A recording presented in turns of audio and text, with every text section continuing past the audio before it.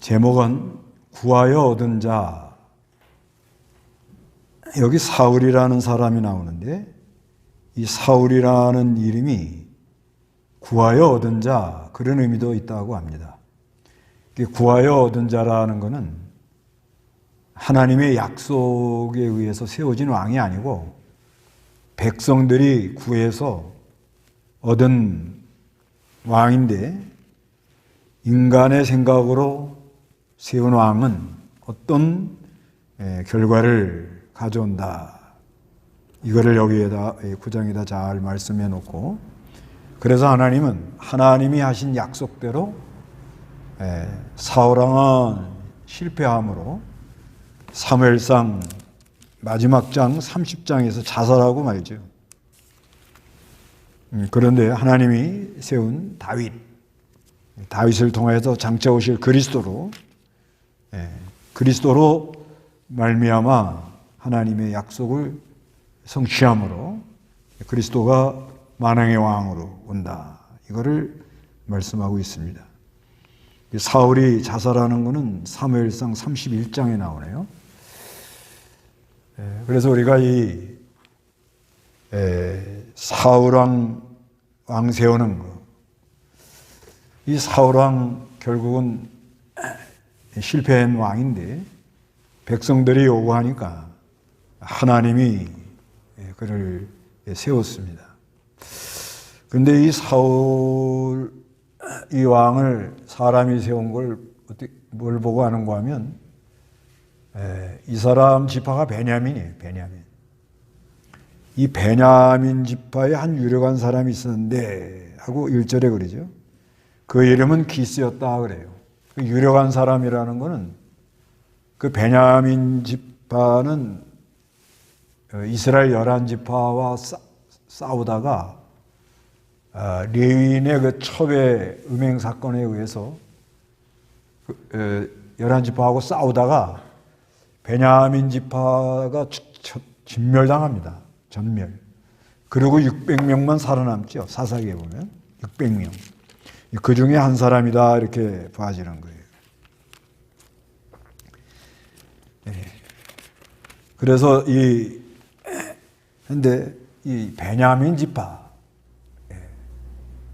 하나님은 유다 지파에서 그리스도 오도록 이렇게 약속했는데, 이 베냐민 지파에서 이 사울이 왕으로 나오는 것은 하나님의 약속하고는 맞지 않는다.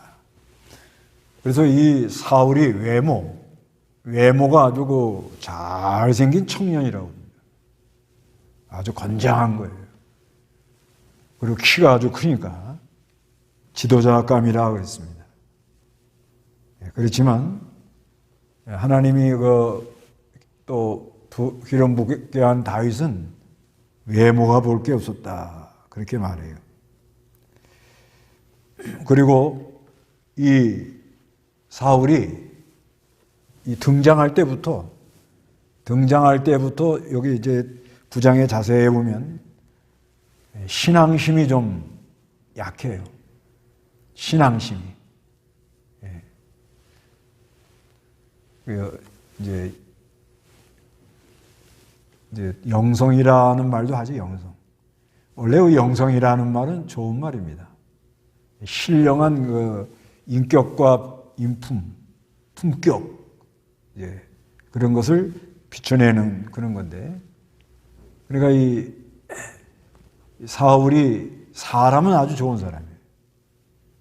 사람은 아주 좋은 사람입니다. 여기 뭘 보고 하는가 하면은 나귀를 잊어버렸는데 그 아버지가 걱정할까봐 그걸 찾으러 가는 거예요. 이거 보면 아주 사람이 좋은 사람이에요. 그리고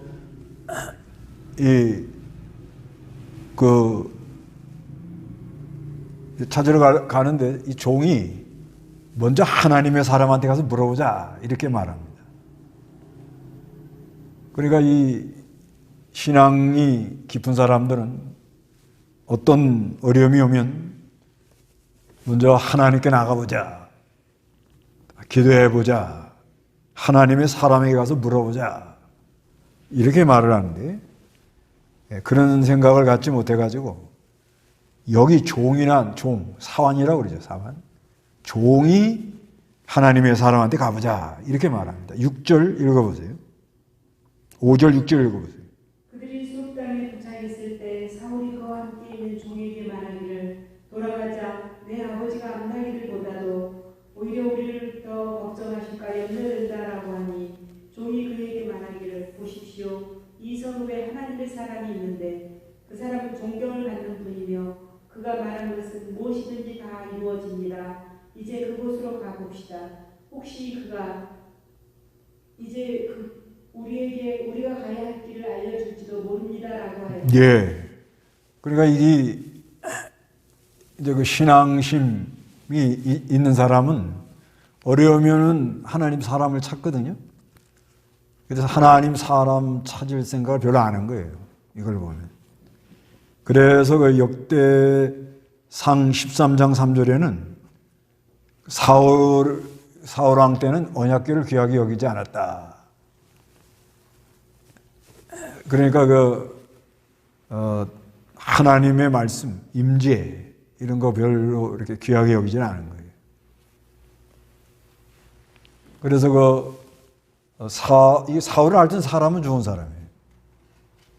또 뭐라 그러는가 하면요. 그 하나님의 사람한테 갈 때 빈손으로 가면 되겠느냐. 또 이런 말까지. 그러니까 상당히 사람이 괜찮은 사람이에요. 그런데 신앙심은 깊지가 않아요. 그래서 어떤 어려움이 오면은, 어떤 문제가 일어나면 하나님의 뜻이 뭔가. 그래서 하나님께 기도하고, 그리고 하나님의 사람들한테 또 좀 물어보기도 하고, 기도를 해달라 하기도 하고 이래야 되는데, 그런 마음이 별로 없는 거예요. 사람은 좋은데. 오히려 이 사환, 종이 먼저 그 말을 해요. 하나님의 사람이 있다. 이렇게 말합니다. 그런데 이 사울을 왕을 세우려고 하나님께서 이 섭리하고 있다는 거죠. 섭리하는데 이 숨어있던 사울을 드러내는데 암나귀 하나 잊어버리게 하는 거예요. 작은 일에부터 이렇게 시작이 되는 거예요. 그러면서 점점 하나님의 사람을 찾도록 만들고는 또 가다가 언덕에 지나가면 물길로 올라가는 여자 만난다는 거예요. 만나가지고 거기서 여기에 선견자 계십니까? 그렇게 하니까 10절에 그 여자들이 그에게 대답하여 말하였다. 계십니다. 보십시오. 그분께서 당신들을 앞서 가셨으니 이제 서두르십시오. 오늘 백성이 산당에서 제사를 드리기 때문에 그분께서 성읍에 오셨습니다. 당신들이 그 성읍에 들어가면 그분께서 식사하러 산당에 올라가기 전에 곧 만날 수 있을 것입니다. 그분이 오기 전에는 백성이 먹지 않으니 이는 그분이 제물을 축복한 후에야 초대받은 사람들이 먹기 때문입니다. 그러므로 지금 올라가면 바로 그분을 만날 것입니다. 하고 이제 점점 이렇게 크로즈해서 사울이 누굴 만나러 가요? 지금 만나요? 사무엘을 만나도록 하나님이 이렇게 역사를 하십니다. 그래서 14절에 그들이 성읍으로 올라가 성 안으로 들어가는데 마침 그 젊은 여자가 물길로 나왔다가 한마디에 그 젊은 여자가 말하는 걸 그걸 귀담아 듣는다? 그 대단한 거예요. 저 여자가 뭘 알아? 물기는 여자가 뭘 알아? 뭐 이러면서 무시할 수도 있는데 그래도 하나님이 이 사울을 왕으로 세워서 일단 이제 이스라엘 나라를 이렇게 인도하도록 그렇게 하기 위해서 하나님께서 이 사울을 어떤 물길로 오는 여자의 말도 귀담아 듣도록 그렇게 합니다. 그러니까 우리가 무슨 말을 들을 때 귀에 이렇게 싹 들어오는 게 은혜입니다. 그러니까 지나가는 말로 아무것도 아닌 말인데 그게 쏙 들어와가지고 그러면 되겠네? 이래가지고 살 길로 가는 그런 사람들이 있잖아요. 근데 대개는 그건 뭐 그 여자가 뭘 알아? 뭐 이러고 가버리면 사무엘을 만나기가 어렵겠죠. 그래서 14절에 그 성읍으로 올라가 성 안으로 들어가는데 마침 사무엘이 산당에 올라가기에 나오다가 그들과 어떻게 해요? 마주쳤다는 거야. 네. 그전엔 서로 모르는 사이예요. 서로 모르는 사이로 딱 맞아 떨어졌습니다. 그래서 15절 읽어보세요.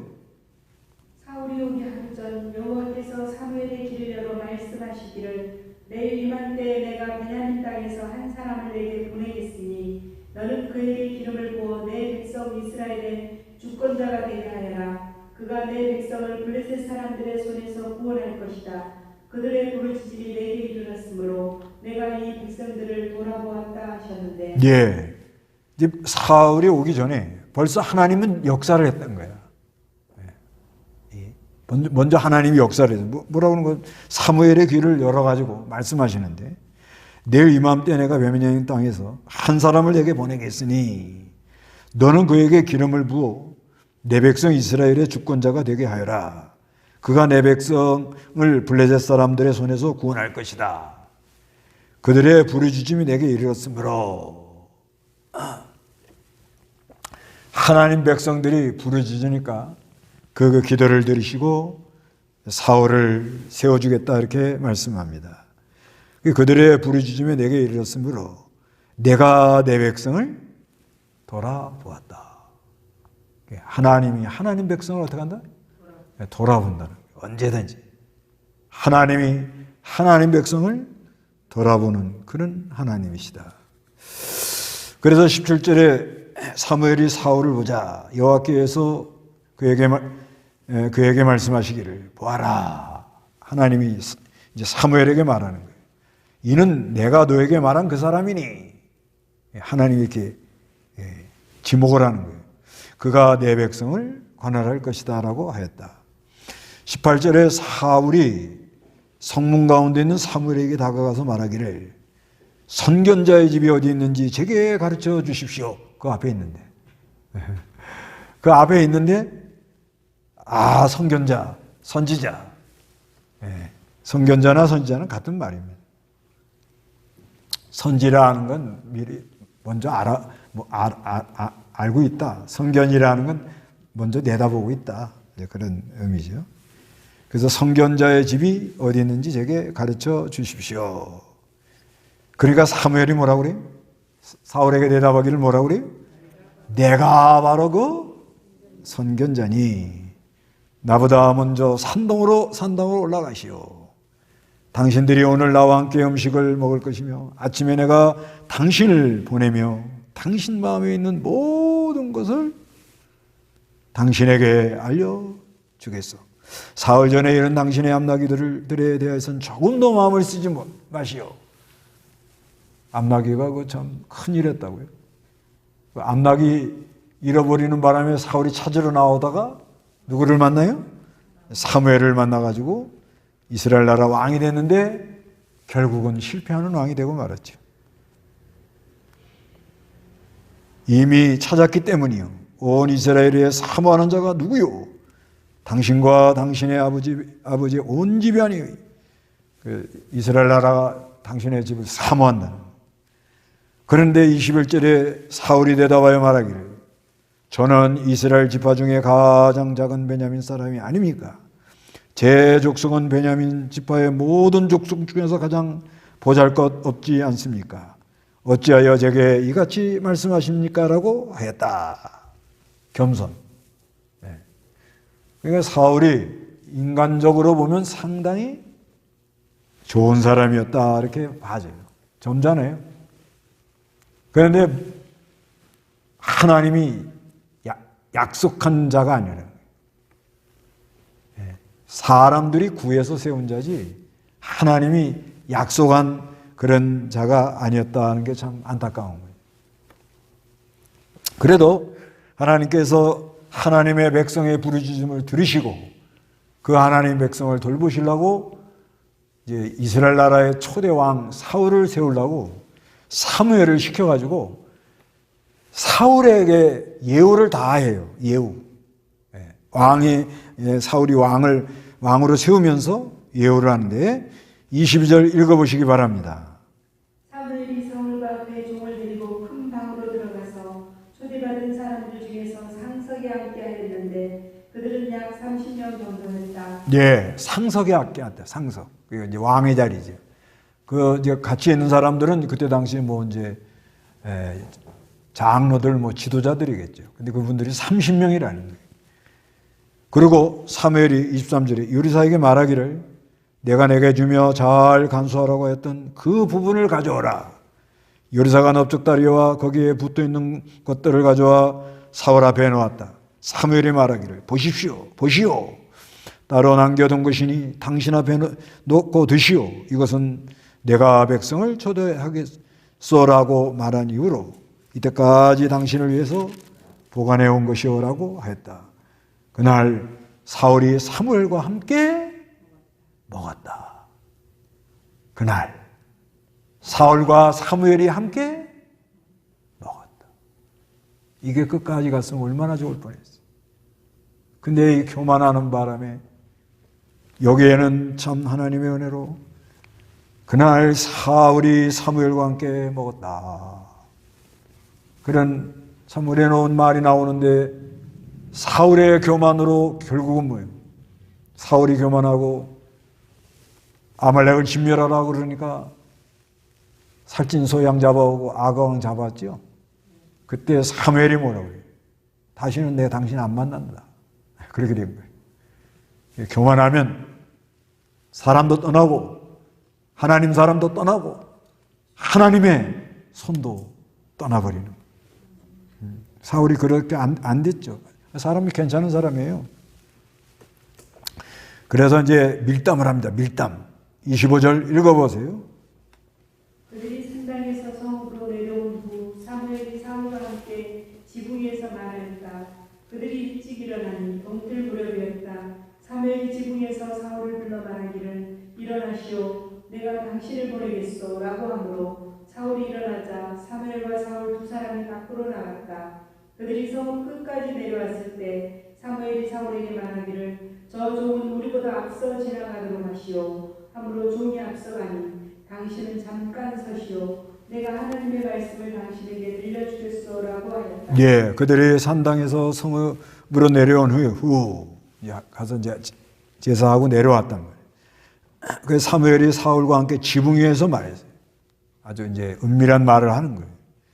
그래서 26절에 그들이 일찍 일어나자 동틀 무렵이었다. 사무엘이 지붕에서 사울을 불러 말하기를 일어나시오. 내가 당신을 보내겠소라고 하므로 사울이 일어나자 사무엘과 사울 두 사람이 밖으로 나갔습니다. 사람들이 좀 있었는 것 같아요. 밖으로 나가가지고 27절에 그들이 성읍 끝까지 내려갔을 때 사무엘이 사울에게 말하기를 그 사울 따라다니는 종이 있죠? 그 사환, 저 사람도 좀 저쪽으로 가도록 먼저 앞섰죠. 저로 가라고 우리가 할 얘기가 있다. 그렇게 말한 거예요. 함으로 종이 앞서가니 당신은 잠깐 서시오. 내가 하나님의 말씀을 당신에게 들려주겠소 하고 십장에 가서 기름을 부어요.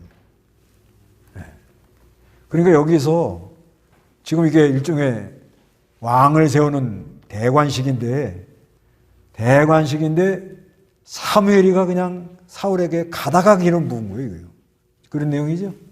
근데 이제 거기 앞에 30명이 와 있었잖아요. 그래서 벌써 합의는 다 된 거예요. 그러니까 이제 아마 이렇게 된 것 같아요. 이제 이스라엘 백성들이 이제 부르짖으니까 이제 돌봐주려고 또 하도 왕을 요구하니까 돌봐주려고 이제 하나님께서 해가지고 이제 사울을 이제 일단 세우는 거예요. 마음에는 안 들어. 사울이 가다가 교만할 것까지 하나님 다 알았죠. 그러니까 암나기가 나가도록 만드는 거예요. 그걸 찾으러 가다가 하나님의 사람을 찾았고 하나님의 사람을 찾는 중 그 전에 하나님은 벌써 어떻게 해요? 사무엘에게 다 작전 지시를 다 내려놓은 거예요. 앞으로 사울이 올 텐데 그 사람에게 기름을 부어라. 그러니까 사무엘이 그 말을 듣고 어떻게? 그 30명, 유력한 사람들 30명에다가 다 얘기를 해놓고 준비를 한 거예요. 그래서 음식까지 내가 그 요리사 보고 내가 좀 요리 준비해 놓은 거 넙죽다리 가져오라고 그러잖아요. 그러니까 미리미리 다 준비해 놓은 거예요, 이게 보니까. 그러면서 이제 좀 이제 밖으로 나가자고 이렇게 나가다가 그 사환이 따라오니까 저쪽으로 가라고 앞서 가라고 그러니까 뭐 쭉 가고 나니까 그 자리에서 당신은 잠깐 서시오.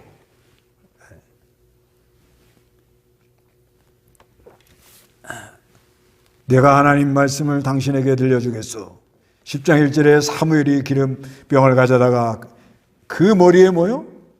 붓고 그에게 입 맞추고 말하였다. 여호와께서 당신에게 기름을 부어 그분의 유업의 주권자로 삼지 않으셨습니까?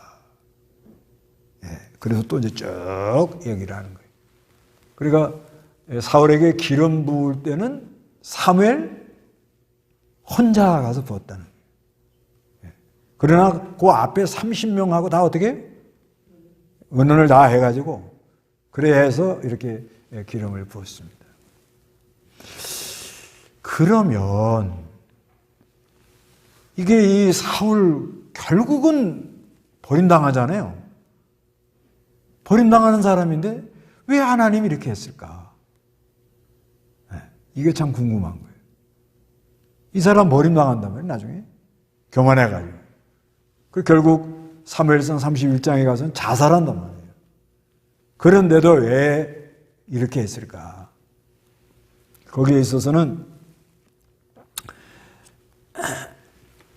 하나님이 그 나라를 세우기 위해서 백성들이 하도 요구하니까 그 앞에 요구했잖아요. 그 앞에 8장에 요구하니까 어떻게 하나님이 할 수 없이 하나 해주는 거예요. 그게 왜 그러냐? 질서를 위해서 질서를 위해서 제도를 만들어 주는 것을 말씀하고 그 다음에는 사람이 구해서 세운 자의 말로가 비참하다.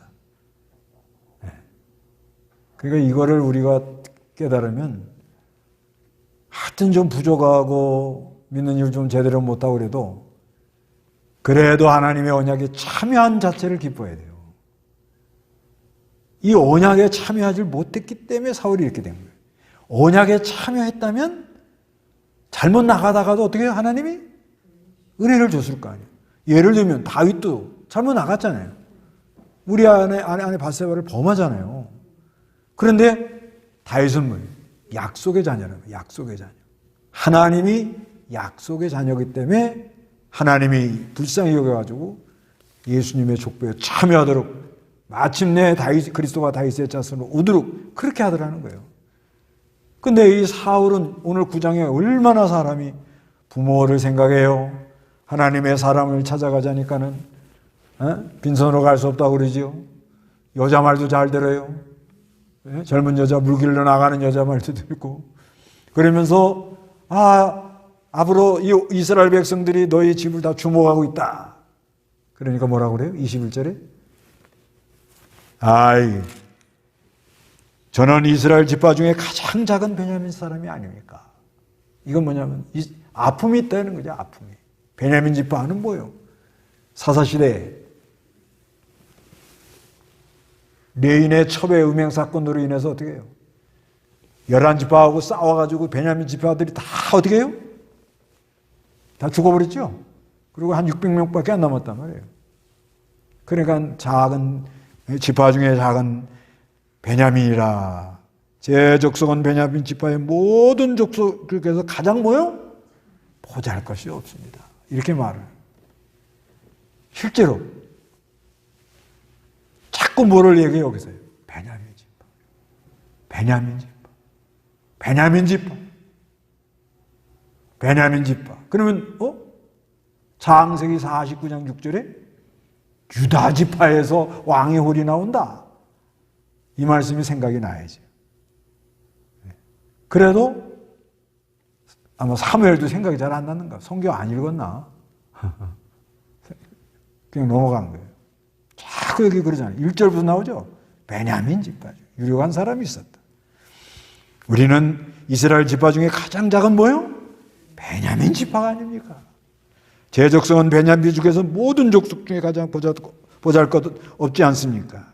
이렇게 베냐민의 지파를 말을 하는데, 그런데 하나님이 사람이 세운 사람의 말로가 비참하다.